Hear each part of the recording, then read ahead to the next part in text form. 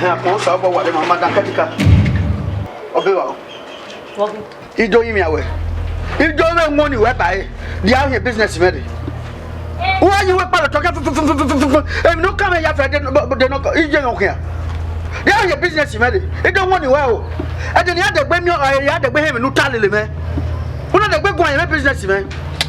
Hey, oh amu me say yo. Ido ya sak boko. Me na ya sak boko e. E ya sak boko. Wa ma me na ya sak boko e. E hwe mu e. Then gwa mu yi. De te hwe mu e be no we wa gbase na. No na we ko be no nwa mu ko na. Full at 40. Ah. Me full at 40. E hwe mu ye. Obi e barista to boy. Na no ba be bon e de dona. O ma ya si jo gwa no make na re la wa. No ri e jo wa ba me. Wa gba anyi bodo wa me. Nana me we bia ki bia leke ya fe ni giri store we e ogo we mi odo wa me. Ogo kwa we kin ya. To ogo kwa we kin wa ga e ogo kwa we kin.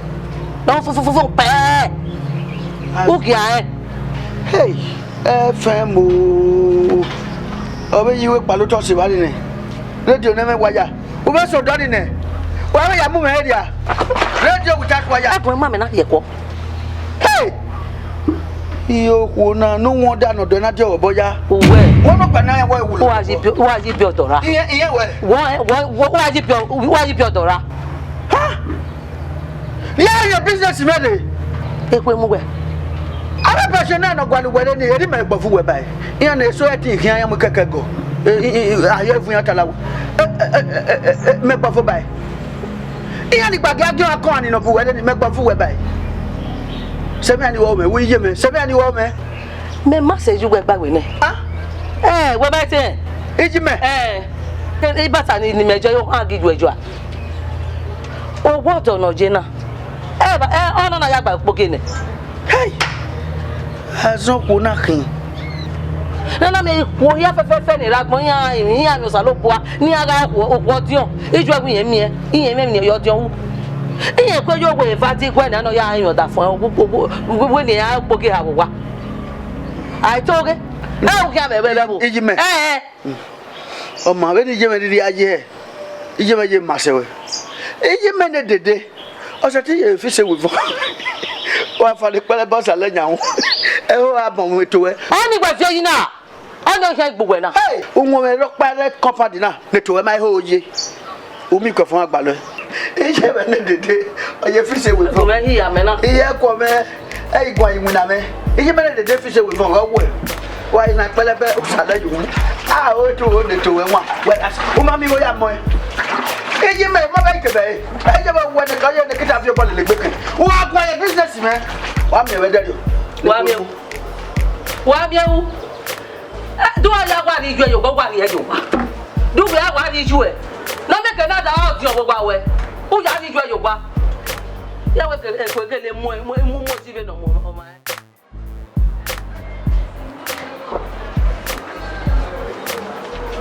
oh my dele gwa we de no my e de ka mu pere dia ina ya dejo o te do yo police mu me agwe ni be mu ko na ne salobwa hey dogo e ma na de zipi come on, anyone who aim mana.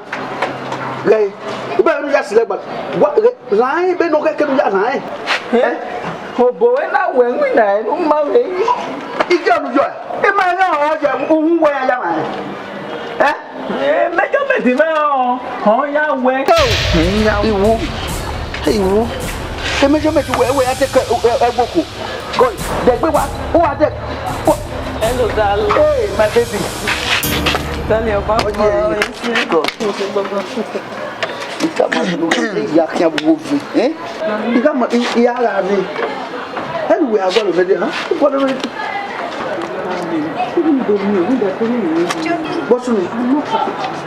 What's no? Oh, my pardon, no, you. Hi, Salubua. Only your parak mona no you move. Oh, no, be more money.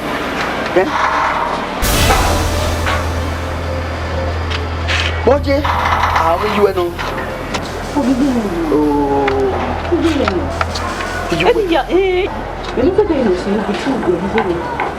You will. I'm a cat. said that I didn't know why y'all can't wait. The way no you behave. I mean, you're part of my can't wait. Or maybe when they were here, what's so? Can't be there. Now, what, darling? Say what I'm mommy. What can you be? Oh, if you pass, when you're going to your head, after that, then you will go to Mote. None of me away or Avocamu. You made a how day. Only root on a foot.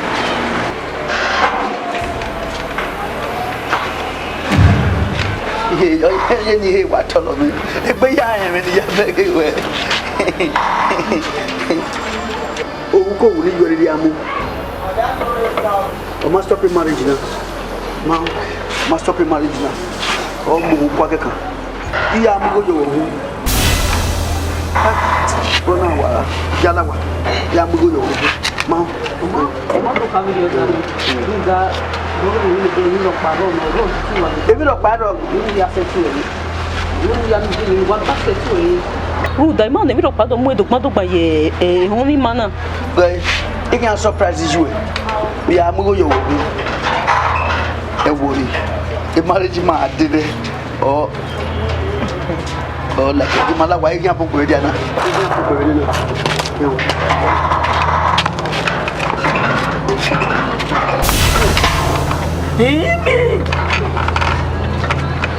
Oh, God, they are seated people who went on. Oh, God, they are seated people. Hey, God, F4 will do this storm.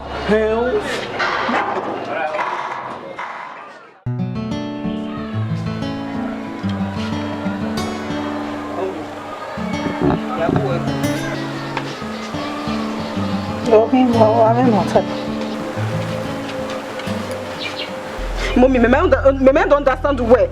Huh? Me understand the way you are with me. Huh? You are in your severe, but me there for the very first time. What's one tell? What's one shout? Mommy receive and say yeah. Ah, what can you before? Nebo. Okay, we no we carry do now. We may have a boy ni. Huh? Etailor no mama no. No money you be like the street yaka na. To we have my him oya. Huh? But now we are graduates. We are not done on night to take me. We will feel see we no. Can I put that to be here? Ya love here. No go like me na say. We are kwale okpia kpomukume. Yeah, mommy. It's all women. Okpia ni oda yin no. He's my husband. I think how mo. Esu no. It's how my wedding. Kinebo. Eh, we na. Eh, we na won. Kinebo be we wa mo se na, we wa so se na. O mami okpia gbon mami e graduate in school njo. Nu je. Nu mu kume undergraduate or even graduate. Nu mu kume kinebo. That category we no be masel no na. You got a carbon over on my category. Oh, yeah, no mama. A street dog. Oh, give me a whole barrister's daughter. How do I explain that? Mommy, gay, what can you want to do? You come around and say, I'm better. Hey, better. Why are you on your master? I'm discussing in book. I can't stand that. But why am I saying? Kinabo, better for you. I mistake in my neck. Graduates who are married and school. It's a blunder. He no make a mistake in making it. I don't know. I'm not dead body to not happen to you. My only daughter, a barrister's daughter. I don't know. Go and look for another man. You can't do it in my presence. I know what to do. My profession will have to come in here. Everybody can arrest him. I'm going to get him arrested and lock him up. Okay, do man me to you me no gba me amu mi.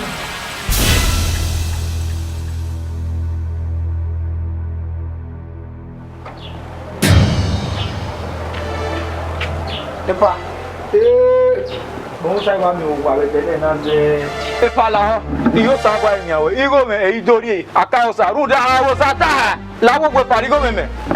There is one thing I would like you to know. Yeah, in going to go to see now, my policy man you understand? So any car no kin ma over is just to ask about the family, the welfare of any other person, you know. There is one thing. We will not here. Epa, dame awe. Wa itolo nwe fone. Urigo muri ombo. Enyo gbere no peke na okinu. Obi adogume na ogia van gego na. Epa igome benu mari na ri ebere dene na. Owo laba e ma gwa na atemeni fo. Thank God we ekene na te ari ni ho eme wari na. We total na ri ni no e. Mekere no we ayo ni ya sonye megbe. By then you are give your money. Rigome ukiye no wa gbeno sa. Epa tori rigome. Stop me na. What you so epa rigome. Oh is up ebo no mama. Rigome talk ba. Rigome talk ba. Rigome. Oh epa bo rigome me. What house no mama? Hey. You said what? Wow. Let me count one thing. If you are insulting me, insult me alone. Don't ever insult me. Ask your question. I said, boy, there are cows. I said, why is that for you? Who go me? Why do you mean? About cows, no mama. Where me? What way? Keep you and me. What way?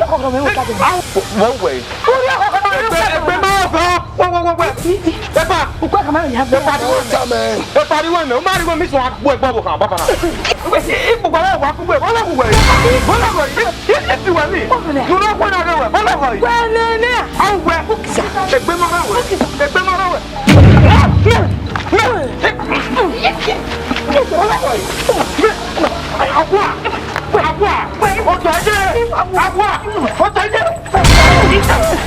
Okay, you see?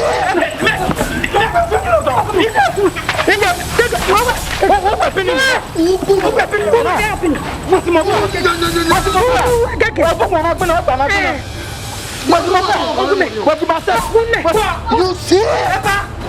Many times you want to take care. You see?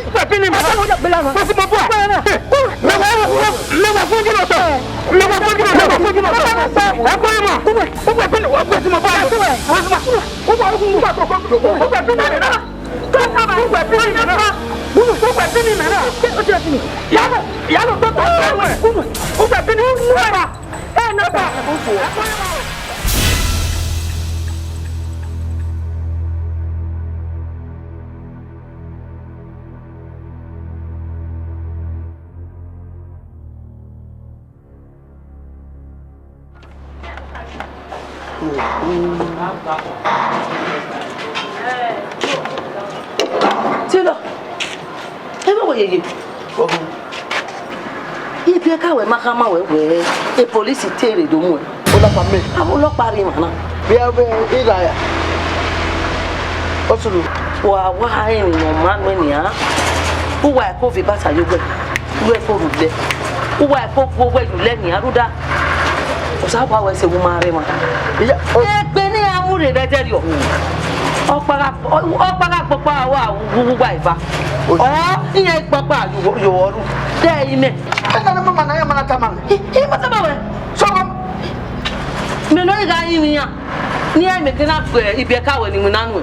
Iya te papa woni ha. Ni metai na. But Irania, Mara, the young Baba. Bari sa we ni kama we. Nura bohin o bi ekure. Barrister. O we na yin ya we ni ye. O we nura bohin o bi ekure. Ni ma ho. Ni emi o mi wi no ku. The barrister no. Barrister re gba be no ku e ya. You go me. O do me. Ni we tai na. O te o me.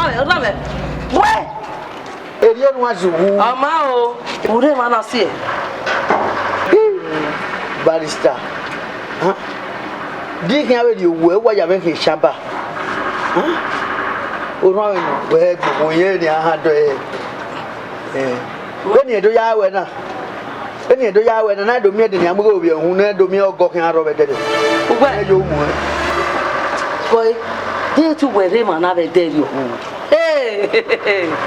Boy, me no ga re ma nya na do ba me ma na. Eru du me ba bu. Awe. Iya. Ukama partition. Ukama partition. Eruta. Iya no ya dige no nya wa uki agba no hia do dige ma bigo no na ria partition. Erukai. Oye ya mi kon ko ni. Omo no wa fia from we o ma mi o. We we mo gi me ba we ake o tamo hele police le. O ru am fi yan ni. O ma fo. Ma. Ukama partition. Wa Edo ahi ayo ma na. Itane o. Ake ade ko no ma ri waje. Ukama partition. O se mo ko Moi, je sais. C'est né. Mais dans ce nouveau dia, qu'est-ce qu'il y a dit? Nedia. Na Aighimien na c'est dia. Domi je me. Au boni je me voyais avec Aighimien. On va faire ça. Aighimien, on va ni je me massa.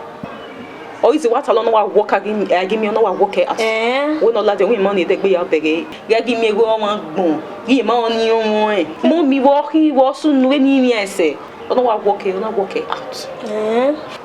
Wa we money de gbe ya we na ya bege. Ge o wan gbon. We baba na niyan. Yi ma oni te gbe mi me Aighimien we o de yin. Yi ma oni won. Egbe no wa wo mi. Nda me mi je me wo behave very onite. Mommy guy we no. Me ha mi je me ni wa tani oge wa nki. Ogi je me wa tani. Nda me tita Aighimien. Mama Aighimien geri ma waje. We are so much in love and he's the love of my life. Emi o gba ro no tin wani ma. So je me wa ko wa ngbe nda me ni o wa ngbe no lose po mo pam no me because me any time you can say Aighimien. So mommy come out and not no. Suppose we have us no you know. We are Sudima. We are when you tell Aighimien. Me tell Rabu. When I Sudima no. We can see pass here. Why? The matter no ro come away. No worry like now. No worry fall in love with Etailor. Abriba. Esuk me direct. I am pon esisi ase we me. Say I we jejensi am get we me fear me. I made the we better put in now. Last me I go work I cannot fall in love with turning. You be back to anybody. Isso ama de muru ma gbe ko we. Ma blame you we. You must say blame you at all. Me no see we can be as a friend. Me be blame. So mama no worry ma gbe ko why you know mama ya pa mi si kan ya boyfriend me. We boyfriend me tell Africa. No. Where say shop e ba ni? Me sorry na house me we. No. I come on here quick. Where is the shop? No, you are getting on commissioners, ministers, all supona. Get do me my bonata. Maybe we will not one lima. One lemon, I'm not your way because I might be better way. Or say, now, as a man working, tell her I met you. Go, only. What's it going to say in the way? We're ready to wait till I be banner. Say now, say my hina. Aighimien okay with the season area. And I'm ever back with Korea. La say only here with the season. The good try, but no next time. Where the good try. Then you know what we yeah, walk away.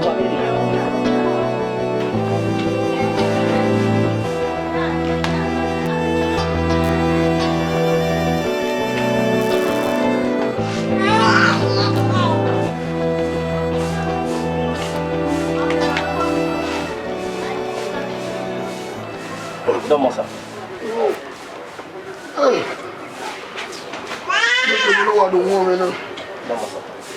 Domo. Ko pa ni gwalo hian. O tin wo to go debe ugbo do. Igwalo so do mamio. Yan ke gie. E wa mama we e wan je. O to go de. Ye ugbo ma gun mu moto la na park e moto na yo we ya gwalo e die ma. O to go de play mo true. Hey! Abefo. Hey! Papa so mo. Ogbe ni le ma bugbo. Agbe ne get ton jaro mi. Hey! Otele. La wo. La. Kemi no riri u ja boy. La. Wow. Usama je agbe ti na we ni ma bugbo. O ma. Dame o. Iwo ra mi. Agbe ni bi arogwa. Fuck back be. O ma. Agbe ni bi arogwa. Otele. La wo. Abokare no. Ogbe ni ma bugbo. Hey! Fire ni. Agbebogi. Bada. Agbebogi. Loriu. O bere ti gwene. He. Ni we ko wata ma we ni a imeri be no gbe ade. Iwo ri na gbe na be na. Bada lawo. Just look at. Mother. Look at. O me ti gbe na be na. Ni meri ti gwe. Ku gbe na gwe lo were gwo no to do plan motro. Igwe ba no. Dega Muhammad Maje Emeka Aje Muhammad. Me akpa go wanare I can't be receiving insult. every day. Ebala wo wo. But you know you want it. You want it, baby. You know you. You know here. Imeno, utameno. Yes. Who will let me mana gege nwa. Madam, video. Madam, be video. Madam, problem ero. Hey. You no teme no ko. Edo san we seba. Hey, what? Yes. You. Me ba no sunu we kidnap already. Emi bunu sunu ba. Emi bunu ba sunu ba. Me at the kidnapper or wokun vi okpa. Hey. The person in question is my sister. Hey. What? Ovira mo vi okpa ni wagbon we. That's my only sister. So, Rudoni o ya me ati na o ma ga we ni si. O keke na mo mo. Yeah. O ya me ga.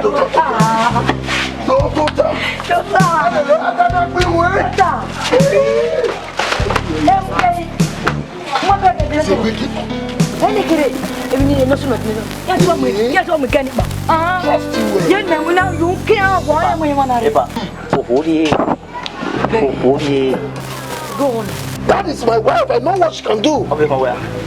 I know what she can do. I haven't been here. Even I saw it. Ia gitabi no kona ya muwe. Bia musisi e. Ia ya level do bori na ga le gbegbe. Ona dupia yi. Ne mato. That is my wife. Yo. O bori e pa. O to ni wonya. O wa ro sa ba. Ja, mo sa do mo. O teme. O ma ga we mi se. O ke ki no ri e. Wale waje mege. Imeta do mo me. Iwa mo sapa me wena.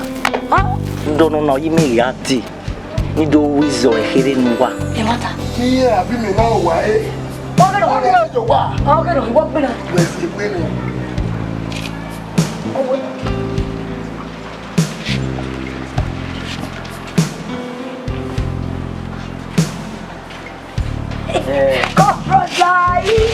Na la ba ti we. Mr. Agbe. Gbenya wo me yo. Mr. Agbe, Mr. Agbe. O egbon weke. Get Agbe ni wa Agbe ni you hard on one by the end there. Onwe, you want with onwe.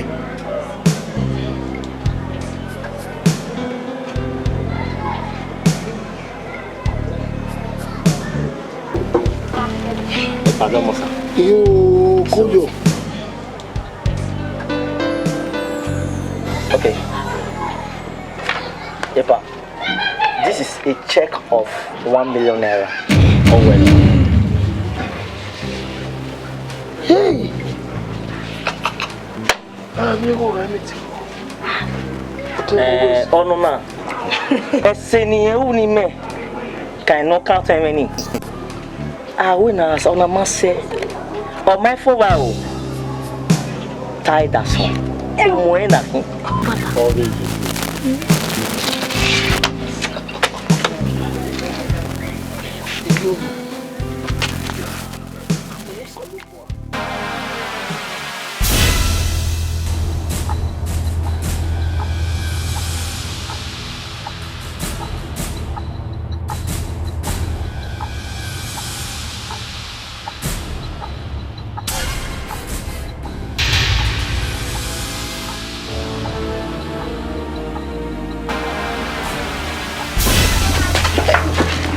Yo kwe police ma gbe o. Kai barrister gbe won. Tailor. Bobby, agwege. Gbera. Agwege ya. O ti se. Ni na gbera we mo ko han mo we. Mo ti la wo. Okay. Adi bai. Gome kame wo no riba. Kame we travel we do wa. E gba buyan na nu agbina. O ma ko han mo. Are police wo we gbede. Won e boy me gwa gun akia. E gba buyan papa na e gwa atin yare we kekenu leji. La o ma we gwa. La o ije mo kini. Na me do ayu we na. Oh. Na me na do ayu we. Oga me no ni agbe we ra. We ma ko han mo we. Me do water. Gbera. Ha? Pa. Ho be le buwe. Me no pa. Hey, police thing. Join on me, I'm bagging meeting. Here, we are bagging. Hey, police. Hey, pa, we go ma. Governor eh. Police. Police. O wa be mu we be ri o. Ma te lo. O me. O he mo. O de. Pa ya pa. Iwo na gba didn't give when he can on again.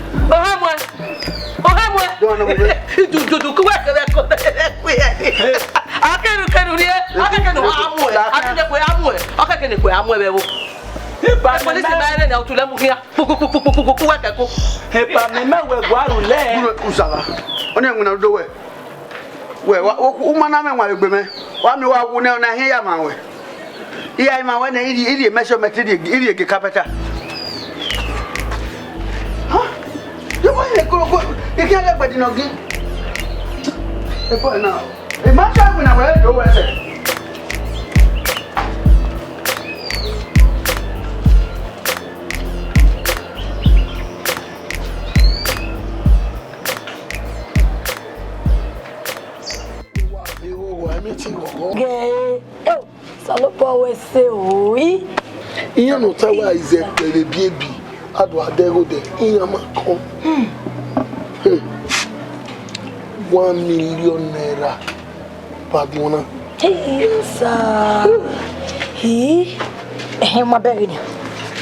I want to live a gui.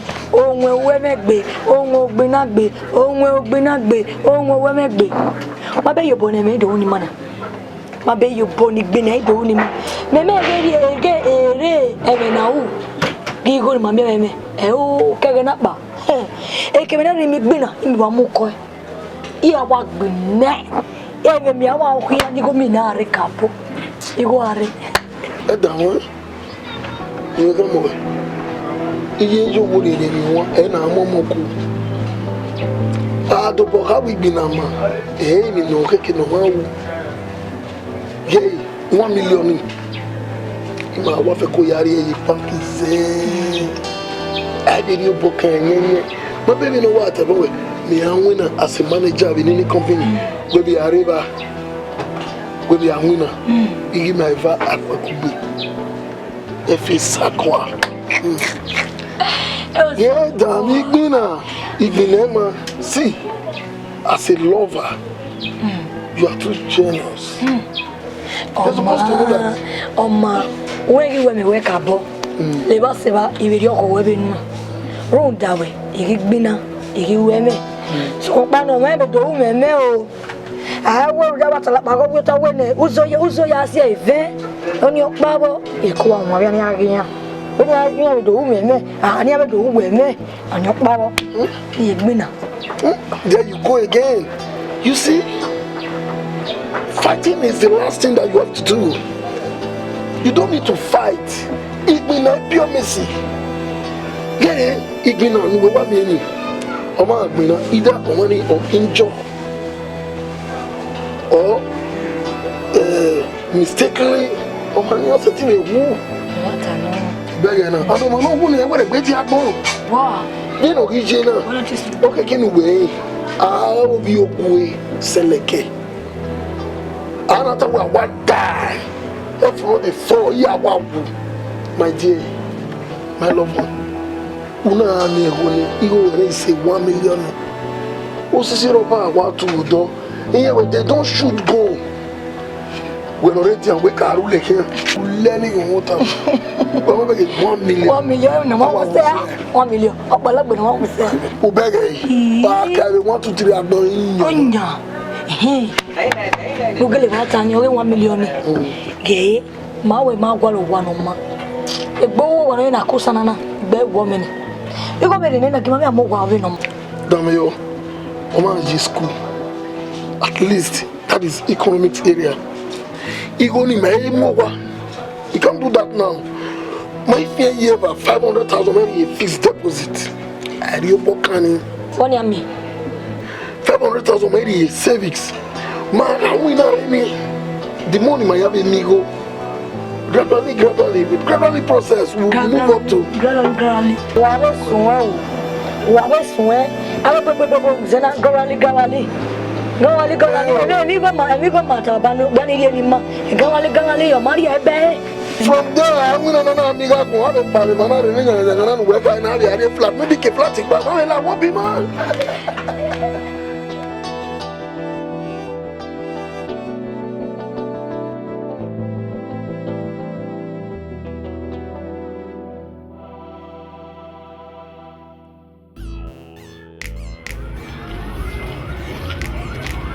Aighimien.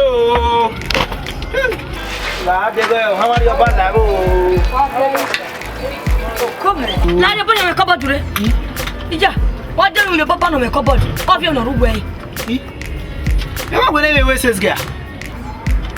Mo logo ni. Me come on waste this girl ma. Mo nya e. Itona. Huh? Mo nya here. No way, wa we da fo ga gbe wa ya gbo wan asi. What the store for sunu? Ha? Giori. Uwe mini, na mi mami naso. Oh, come. Ona we no ya wa san se me na rugwe. Itona na. What do me so aso? Oh. Kí ọ̀gẹ̀dẹ̀ nuwe Tony nu valoye hu atebe plamo to do do. Ọ̀gẹ̀dẹ̀ sa ti ki gbe store na wa.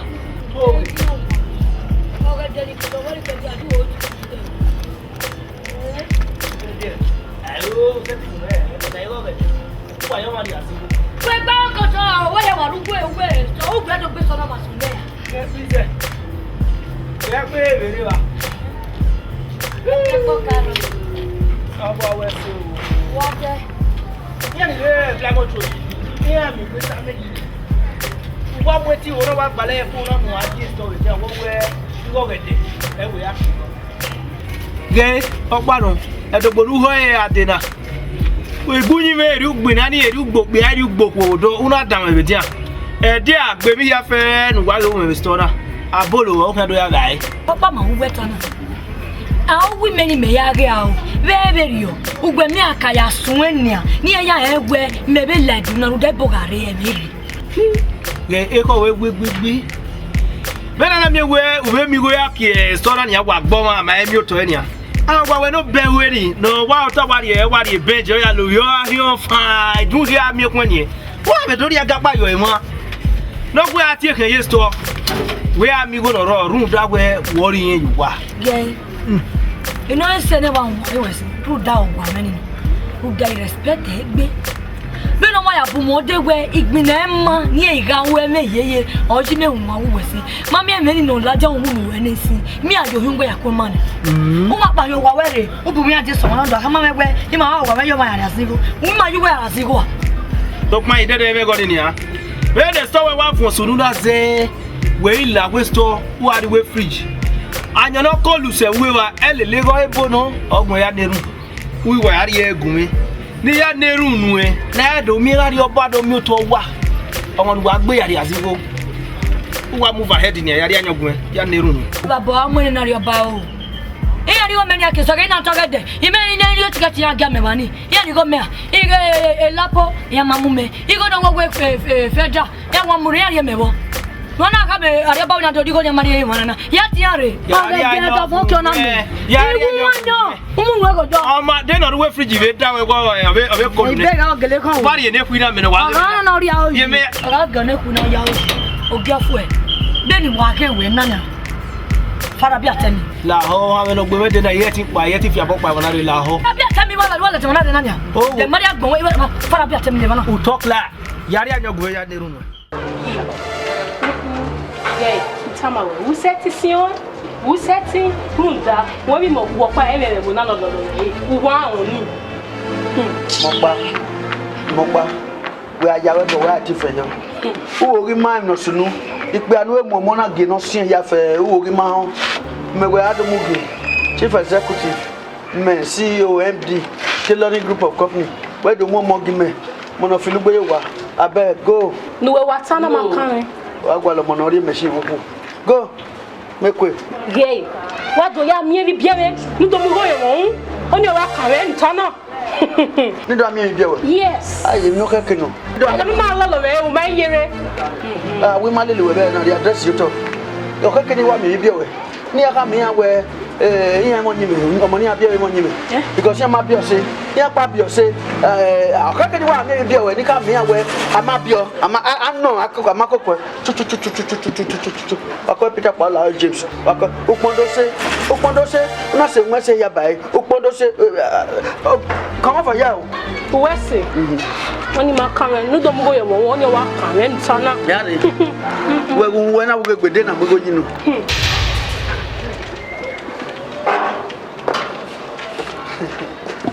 Dale. What's going on? We look past you. Upo no moment. A boy me wa no. Oh no mo se buy mo.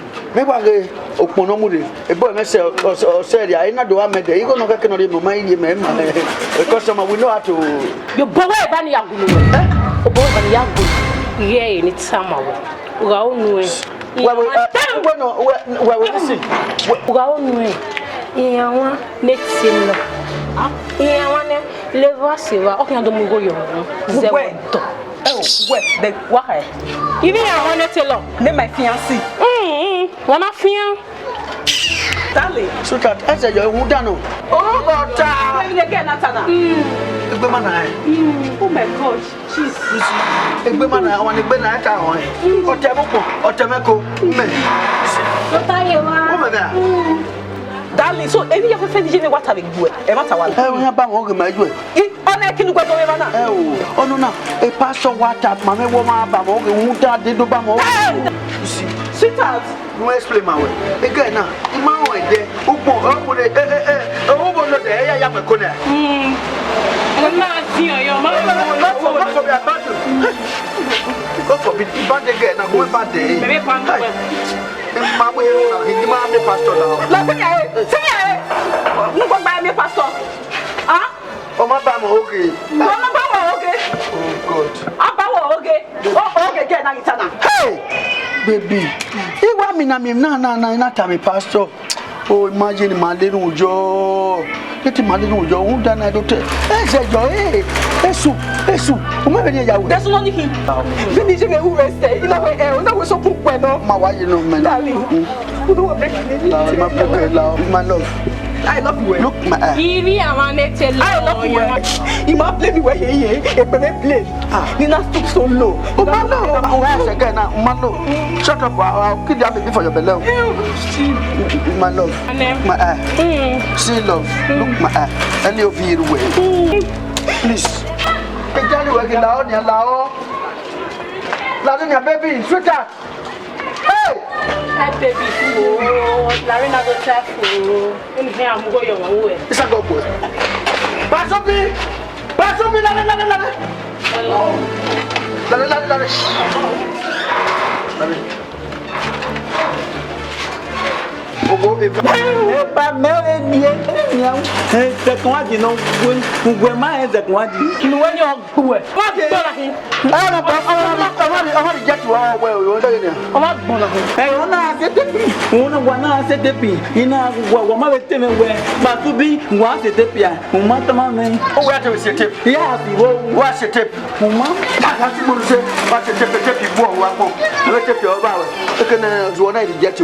Go and die. I'll kill you.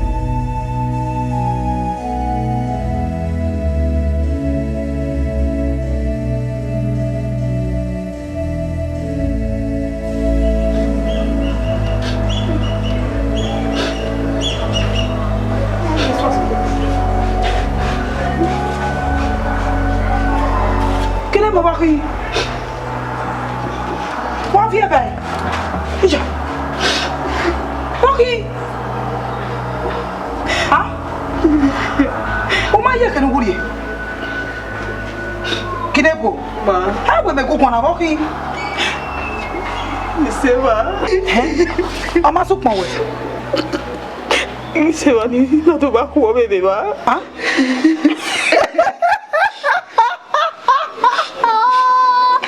Ogwe. No ko ma. wo hen hi mo ko ni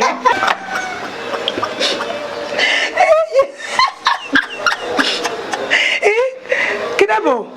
Mo. Hell. Obe agba wena. You got both day. Who ye? Ebony, why were the same class? They can't wanna belong here. Nowhere. Life. Anyway, who get breaky where has a qua saga saga? Who saw them upon all you not by we get? I'm a graduate like you. Why you be with your last? But street boy, no ye equal. If you equal, you are drinking a baby kicking who ya fall a victim. Ya de by area boys and girls. Womila ho.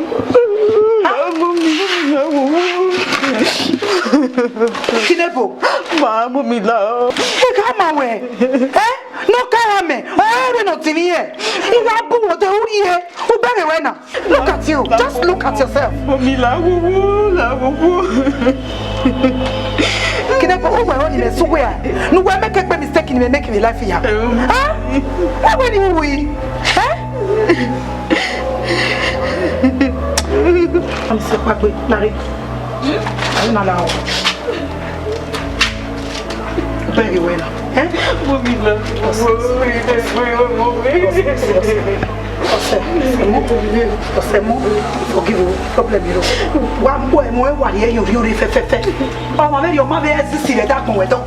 He was never there.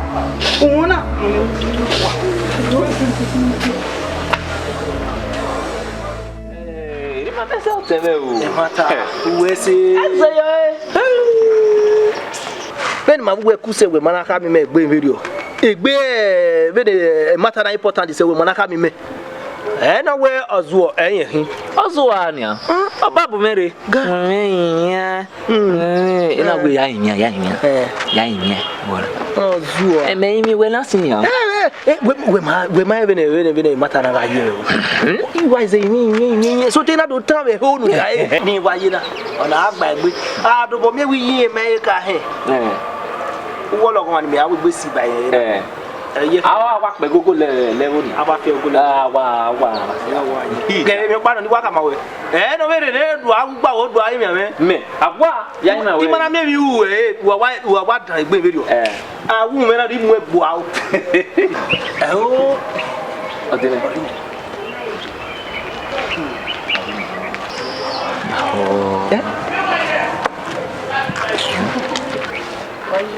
I'm at this corner.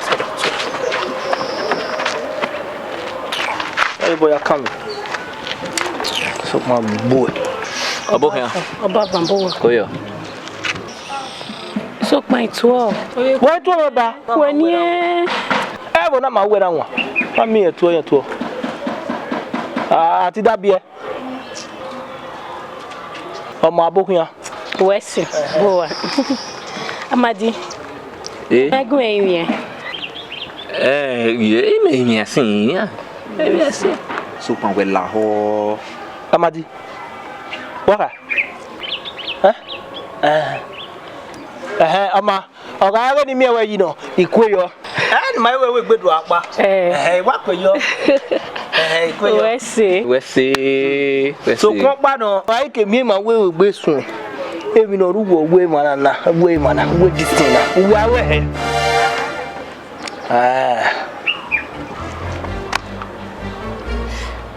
Why are Uwe. You know what I would hear fair there when the me ya. He? Amadi. Yeah. Where na yina? We mara wona mi ga ka mi megwe me swag. Investor where everybody no kebi already know why we pan oni. Ni agbena momo yo hun ni. Owo ni o me swag. Huh? La ho be ni me kebi mi we la ho. Any pull out da be gweta po Huh? Ani ye ti wa so bi ni kire nu ene wa di we kebe so na wa gbon fo.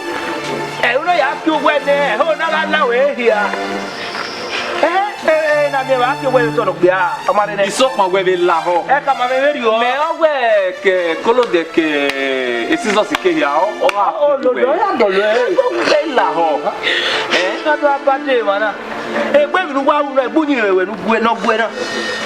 Wa we o kize okay, we are telling you what you are born. And then we hear where when the camera wanted to verify his conservated, it was practically and dispositive. All the other American where he said, oh, you review. Then I came you were senior. We are wearing a people to buy a very loud. Oh, we are going on. No, to wear how many, only me up with. Eh, don't know. Sakana, only Baby wow, one way. I don't know wrong. What time work you? A man who can wear with me. I am yeah, you planted in dinner. Kakatonia. You know, one of those you, Mark, where we remark, but then we guys testing and then he married. Only boy, or trigger, I'm at back again. I tell me, women. Oh, what's your bar? The man will see you agree. Well, I'm more here, no, I papa, and then I'm women. Who my battle and no way be man. Oh, when I do what I met. Hey, where are you? Yes, a girlfriend. Ever, then I'm women. But I'm not just a girlfriend. They got me now when I went. The people have been a while.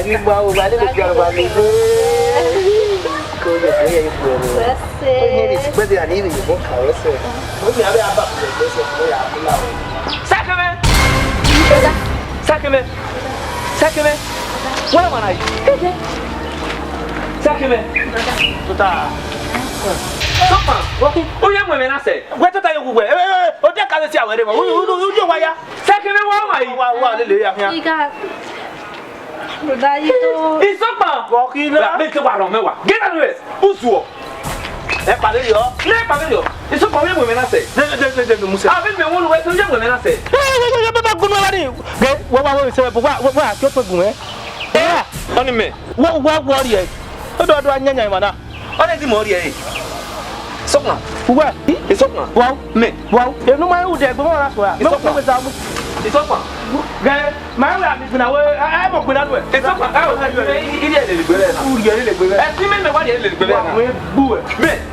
Okay, we're here. It's Sopna. I have a bit more. Sopna. Ultimate. Never did you it's Sopna. Never went in. I will keep you. Oh, one man working Mokina. Yeah, I was why you when you do what they don't do. I don't care how I they're not going to go back to the me. Honestly, I will kill you. Yeah, I was I will kill you. Over there, you're working Moki. It's a funny man. No, yeah, it's a well, I will kill you. It's a I will kill you. Let us know what you want to wear. I can make well here. Men women will have to live. What they go out. I will kill you. I will kill you. Igbinosun me. Igbinosun so I will kill you. You know, you tell me Igbinosun. It's up, man. It's up, man. It's up, man.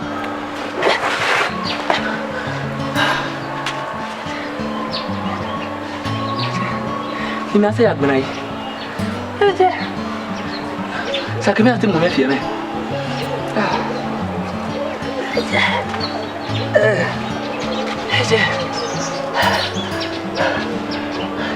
Ya que peo sabe de nada.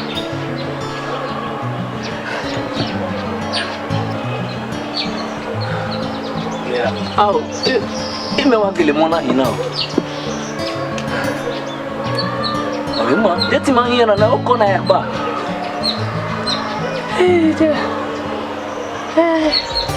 Ah, me na ngori na kele ma.